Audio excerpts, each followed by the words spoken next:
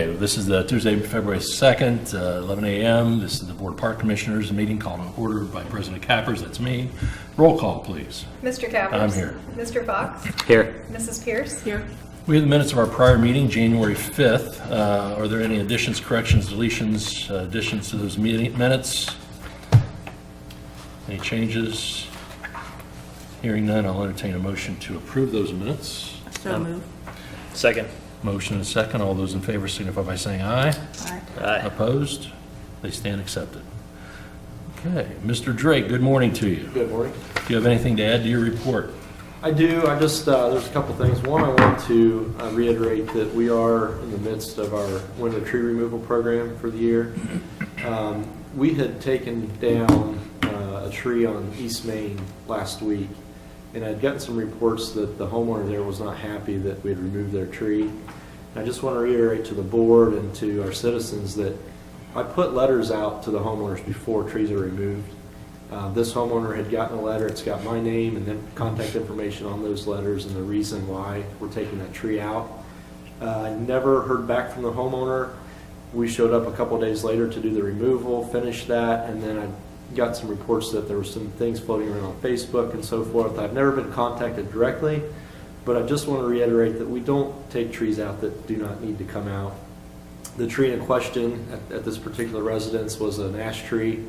It was riddled full of emerald ash borer in very bad shape. And so I just wanted to let everyone know that I personally have been running our tree crew this winter. I've got a guy off for neck surgery. And so I've been on that crew every day all winter long and know exactly what tree it was. And just to make sure that everybody's aware that we're not taking trees out that don't need to come out. We would never do that. As a certified arborist myself, I assess those trees, make sure we make contact, and then proceed with the removal. So I just wanted to throw that out there. That just happened last week, and started to get some negative comments in regards to the tree removal. So if anybody's got any questions, they can call the park office and talk to me directly. I'd be happy to answer those and address any concerns. Okay. The negative comments, they weren't addressed to you, though? I was told that my name was included in the comments on Facebook. I personally tried to look for those comments and never did find any kind of a post or anything related to it. My wish is I would like to speak to the homeowner directly and just see what the concern might have been. But yeah, I do know my name was mentioned as well as the city of Troy and the park department. So it's a bit of a concern. I don't want anyone to think that we would ever remove trees for no reason, and we certainly wouldn't do that.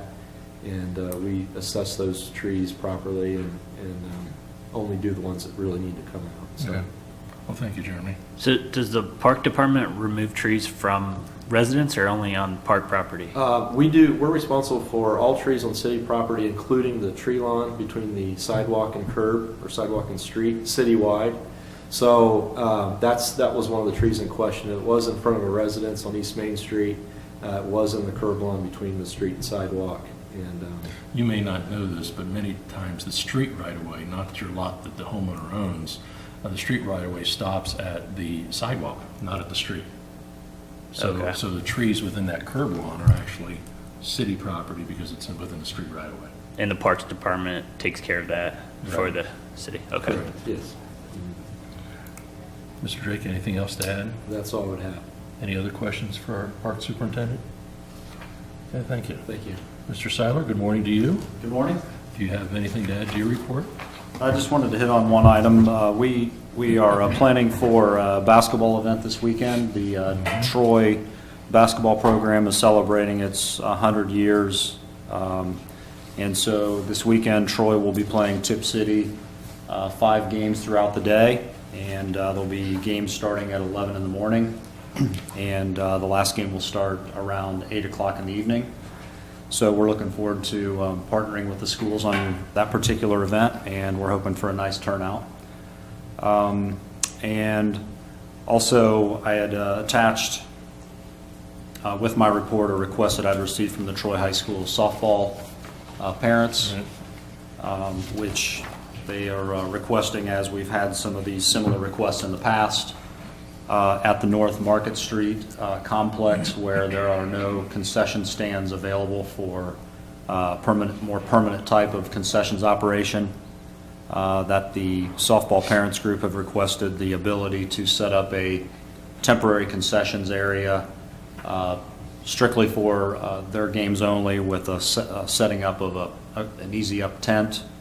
And based on the submittal that they had, they've touched base with the health department. There's no permits required based on the offerings that they plan to make available during those time frames. So obviously it wanted to present this to the park board to see if there were any issues from your perspective at all with regard to that, so that I can respond back to them. Does this violate any of our concession contracts? that we It currently does have? not. We do not have any concessions contracts at that particular facility because of the fact that there are no concession facilities there. I don't have any problem with it. Becky, Levi? I think it sounds good. Okay. Do you want a motion from us to approve this? That's really up to you. Okay. Just to give you some comfort, why don't we adopt a motion to that effect? That we're permitting and I'll make the motion, we're permitting the Troy softball parents to erect a temporary concession stand during the season so that they can go ahead and offer prepackaged snacks and sealed drinks. I second that motion. Any further discussion? All those in favor signify by saying aye. Aye. Opposed? If you would convey that information back to softball parents, please. Sure will. Thank you. That's all I have A today. couple of questions on your report. Sure. Tell me what Rend Collective is. Rem Collective is a Christian act. They've performed at the arena before as an opening act, and from my understanding is they're increasing in popularity, and as a result, they are out on their first headline tour. Gotcha. It will be set up as a half-house show, so they're not going into it intending to sell out the building, so we'll be playing it to the south half of the arena. And Mirage, Visions of Fleetwood Mac, is that a takeoff band? Yes, it is. Gotcha. Great. Any questions for Mr. Seiler? No. Okay, Mr. Green is on vacation, so there's no report there. My planning commission report entails the next two items on the agenda that Mr. Davis, you will be presenting, correct? Yes, thank you. Please state your name and address for the record. Tim Davis, 100 South Market Street. Okay. Go ahead and proceed. All right, thank you. The city is actually requesting to rezone a parcel of land. It's known as Huels Camp Farm. It's 2290 Troy Sydney Road. It entails 117.278 acres. Currently, the property has a dual zoning with Miami County. It's A2 General Ag and F1 floodplain, and the city is asking this parcel be rezoned to R4 Single Family Residential. With all annexations, we like to establish city zoning, and when we took a look at this, we wanted to have it basically essentially match the Duke Park zoning, which is R4, so we're just carrying that forward up to this. We know this is the land is intended to be used as future parkland. Planning Commission did make a recommendation for this rezoning, contingent upon approval from the Park Board. Just for your information, I sit on the planning commission, and this matter was set before the planning commission because it was a city of Troy property. I kind of objected to the presentation of the planning commission because I thought it should come before the park board first, since it is intended to be part of our parks. That being said, we had everybody there, so we went ahead and discussed it and then adopted it. We have to make a recommendation, negative or positive, to city council who makes the final approval on the rezoning. And we adopted it contingent upon our approval of the rezoning. So that's why it's back before the park board. I didn't have any problem with it at the time. The rezoning seems to be kind of a slam dunk to get it back into R4 single-family residential zoning, which is something that parks are consistent with in that area and is the same zoning as the rest of Duke Park. Anybody have any questions of Tim or concerning the matter? Okay. It is now something that's before us for approval, so I would like to have a motion to approve the, in fact, I'll make the motion, I guess, to approve the recommendation of the Troy City Planning Commission to City Council to approve the rezoning. I second. So motion is second. Any further discussion? All those in favor signify by saying aye. Aye. Aye. Opposed? Stands approved. let me digress for just a minute, because that matter happened to deal with a little bit of Jeremy's report. In your report, you said you inspected the former Yules Camp house and barns. Can you tell us about that inspection, please? Yeah, the purpose of that inspection at the time was just to be sure that, it was right after the Hills Camp family had moved out officially of the house and the barns. Wanted to make sure that everything was in good order, good repair. There weren't any major trash or construction debris or anything like that left behind. Also checked the plumbing and the heating and to make sure all that was operational and functional. And so that was the initial purpose of that, and everything checked out. The house is completely empty. The barns are cleaned out. We assumed ownership, took the garage door openers, the keys to the barns and to the house, and everything's operational and in good order. Is the plumbing winterized?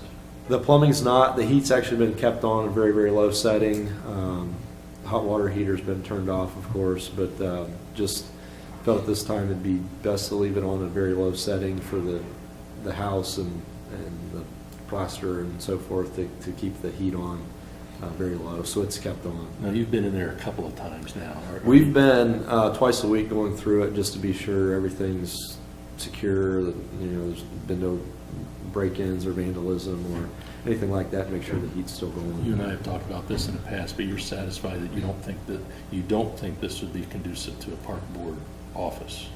We do not. No, me and myself and a couple of my staff members have gone through to kind of assess how or what ways we might be able to utilize that. We really don't feel it's conducive without major repair and reconfiguration, renovations inside, that we would be able to utilize that to meet our current need. Including, we looked at the barns and the garage and how we might be able to utilize that space for our current operations. And it's just not going to be conducive to what we currently need. Okay, thank you. Here, So Go what is the plan for that, going forward for that house and the Right. garages and barns? right now, we'll probably end up plotting it off and trying to sell it Oh, okay, and keep it as a house. in a barn and sell it to somebody else for use like that. Any other questions on that issue? Okay, Tim, if you go ahead and proceed to the next matter, please. Tim Davis, 100 South Market Street.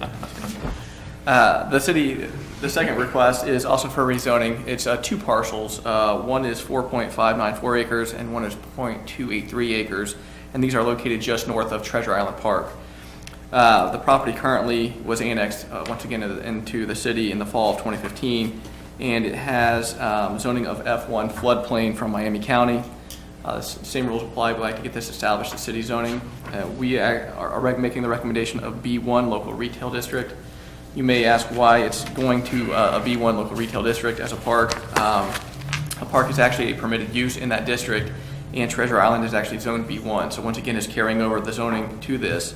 And when we looked into the comprehensive plan, it showed this area as a mix of parkland with commercial uses because a lot of those properties abut 25A. Once again, Planning Commission did hear this. They did make a recommendation contingent upon the Park Board approval, and we are asking that the Park Board make a positive recommendation of the property to the B1 local retail district. This piece of property was kind of interesting because way back in the day when Joe Reardon was on this board, we accepted this piece of property from ITW as a donation, and the thought was that we would have some sort of bridging from there over to Island Number 1 and then on over to Duke Park. So that's still kind of in the back of our mind. That's why this property was purchased to start out with, because the bridging abutments would be on this piece of property. Everything okay? So you've heard the information. Any questions of Mr. Davis?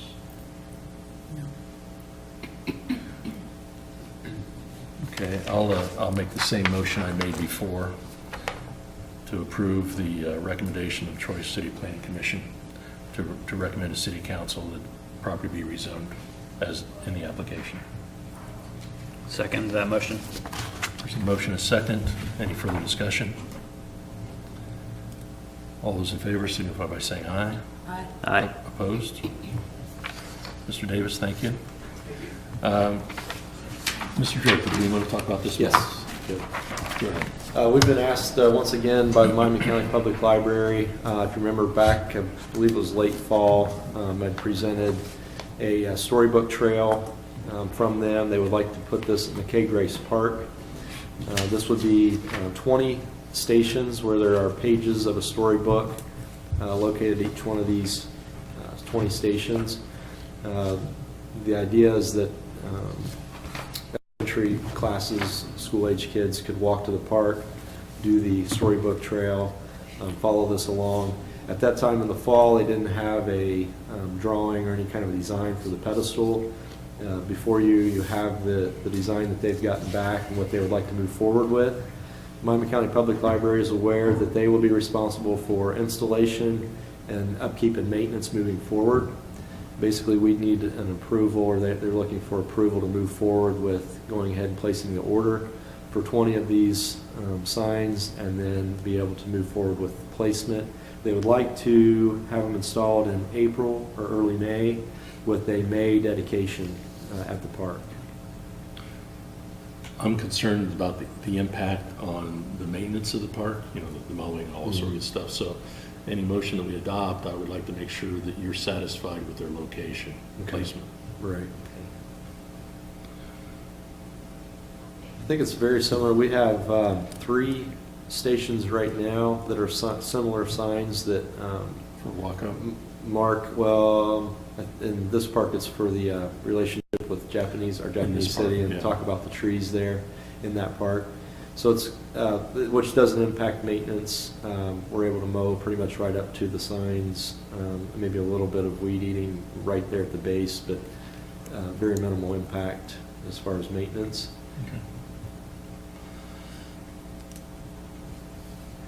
Any further questions of Mr. Drake? Anybody want to entertain a motion? No motion to approve this? Those signs? Subject to the location being approved by our park superintendent, perhaps? Yes, subject to Jeremy's approval. Is there a second?